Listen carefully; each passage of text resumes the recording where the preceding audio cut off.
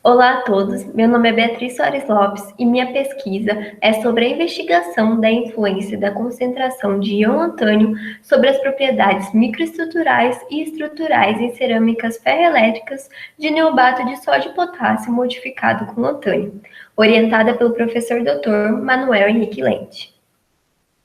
As cerâmicas ferroelétricas são muito utilizadas em aplicações tecnológicas, como em sensores e atuadores piezoelétricos.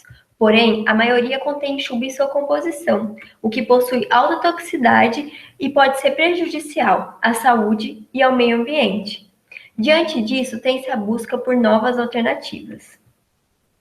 Uma dessas alternativas é o niobato de sódio e potássio modificado com lantânio.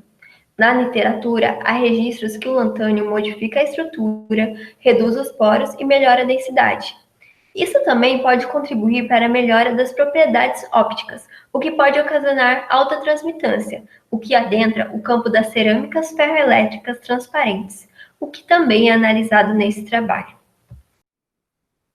Sobre a metodologia utilizada, é importante falar sobre as composições dos pós, sendo elas 1% de lantânio estequiométrico, 1,5% de lantânio estequiométrico, 1,5% de lantânio com vacância no sítio A e com vacância no sítio B. A produção das amostras foi feita por meio da rota convencional e a sinterização em forno resistivo do tipo MUFA. Após encontrar os dados de densidade e a temperatura otimizada, foi realizada uma nova sinterização, agora mudando a taxa de aquecimento para 10 graus por minuto. Após isso, foram realizadas medidas para caracterização estrutural e microestrutural e medidas dielétricas. Este gráfico apresenta a densidade das composições estequiométricas antes e após o polimento, na taxa de aquecimento de 5 graus por minuto. É possível observar que há uma grande diferença entre as amostras otimizadas de cada composição, sendo a maior densidade encontrada na de 1% de lantânio, apresentada em preto, que atingiu 4,1 gramas por centímetros cúbicos. Isso corresponde a quase 90% quando comparado ao KNN puro. Este próximo gráfico traz a densidade das composições de 1,5% de lantânio. A que mais se destaca é a com vacância no sítio A, em preto.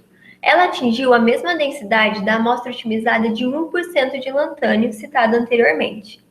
Outro fator interessante é a homogeneidade dessa amostra, que é observado pela diferença antes e após o polimento.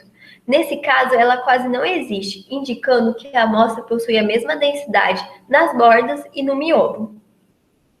Ao comparar esses resultados com o mais próximo da literatura, ou seja, com PLZT, há um conflito instigante. No PLZT, o que mais se destaca é a vacância no sítio B, ao contrário do que acontece aqui no KNN. Esse fator pode ser devido aos diferentes elementos que compõem o sítio e também à difusão durante o processo de sinterização. Essa tabela apresenta as densidades gerais, com a temperatura de sinterização e diferentes taxas de aquecimento. Vamos destacar as composições de 1% de lantânio e 1,5% de lantânio com vacância no sítio A. As duas apresentaram densidades similares, na taxa de 5 graus por minuto e também na de 10 graus por minuto, obtendo assim os melhores resultados, chegando a 4,2 gramas por centímetros cúbicos de densidade. Agora falando um pouco das micrografias, temos a de 1% de lantânio, 1,5% de lantânio estequiométrica, 1,5% de lantânio com vacância em B e com vacância em A. Todos esses MEVs são de fratura e feitos com mudança de taxa de aquecimento de 10 graus por minuto. De imediato é possível notar que o MEV de vacância em A não revelou bem.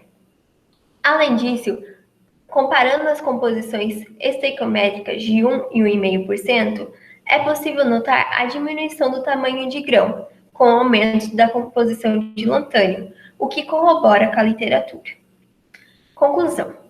As amostras de 1% de lantânio e 1,5% de lantânio com vacância em A apresentaram as melhores densidades. O lantânio modifica a estrutura e diminui o tamanho de grão. Os próximos passos são realizar novas medidas, por exemplo, de dilatometria. Essas são as referências utilizadas E eu gostaria de agradecer à FAPESP pela bolsa de iniciação científica, bem como ao meu orientador e todos os integrantes do grupo de materiais multifuncionais em sensores da Unifesp e ao NAPSEM. Muito obrigada!